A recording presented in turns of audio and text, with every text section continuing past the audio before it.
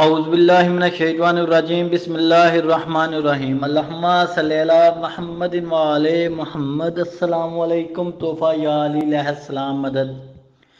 حضرت امام جعفر صادق علیہ السلام کے حکم پر ایک شخص نے جلتے ہوئے تندور میں چھلانگ لگا دی۔ آگ صرف سادات پر نہیں بلکہ امام علیہ السلام کی اطاعت کرنے والوں اور سادات کے غلاموں پر بھی آگ حرام ہے۔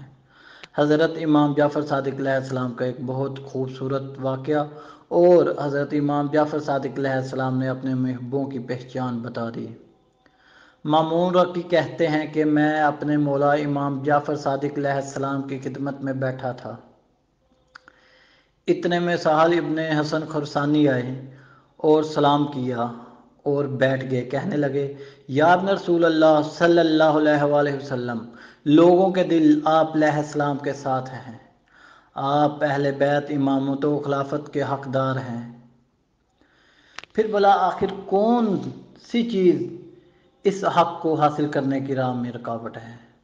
حضرت امام جعفر صادق علیہ السلام کے چاہنے والوں کی 1,00,000 تلواریں آپ کے ساتھ ہیں۔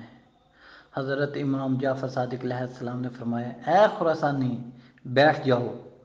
پھر حنفیہ سے کہا، تنور روشن کرو۔ اس کنیز نے تنور روشن کر دیا اور آگ کے شعلے بھڑکنے لگے۔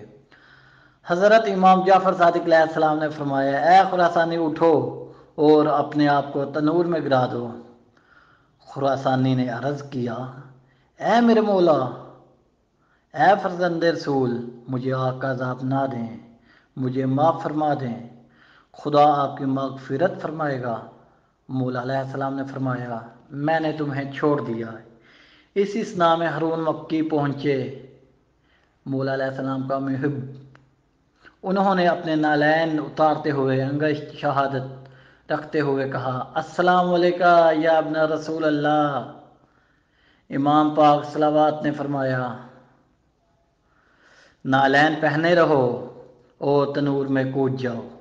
راوی کہتا ہے کہ ہارون مکی نے اپنے ہاتھ نالین سے ہٹائے اور تنور میں کود پڑے۔ مولا جعفر صادق علیہ السلام نے خراسانی کی طرف رخ کیا اور خراسان کے بارے میں گفتگو فرمانے لگے۔ حضرت امام جعفر صادق علیہ السلام کی حالت بالکل اسی طرح تھی جیسے کوئی واقعہ ہوا ہی نہ ہو۔ پھر کچھ دیر کے بعد خراسانی سے کہا، جاؤ تنور میں دیکھو۔ وہ کہتا ہے کہ میں نے اٹھ کر دیکھا کہ ہارون مکی آرام سے تنور میں بیٹھے ہوئے ہیں۔ اس کے بعد تنور سے نکل کر انہوں نے ہمیں سلام کیا۔ میں قربان جاؤں ایسے محب سے جو اہل بیت علیہ السلام کی اپنے دل میں محبت رکھتا ہے۔ اب مولا پاک امام جعفر صادق علیہ السلام نے سہل خراسانی سے فرمایا، خراسان میں ایسے کتنے آدمی ہیں؟ اس نے کہا، خدا کی قسم، ایسا تو ایک بھی نہیں ہے۔ مولا امام جعفر صادق علیہ السلام نے فرمایا، جب تک ہمارے ایسے 5 مددگار نہیں ہو جاتے ہم قیام نہیں کریں گے، اور ہم بہتر جانتے ہیں کہ کس وقت قیام کرنا ہے۔ اللہ پاک ہمیں اہل بیت علیہ السلام کی محبت میں قائم و دائم رکھے۔ اللہ پاک ہر محب اہل بیت علیہ السلام کو اپنے حفظ و امان میں رکھے۔ اللہم صلی علی محمد وعلی محمد۔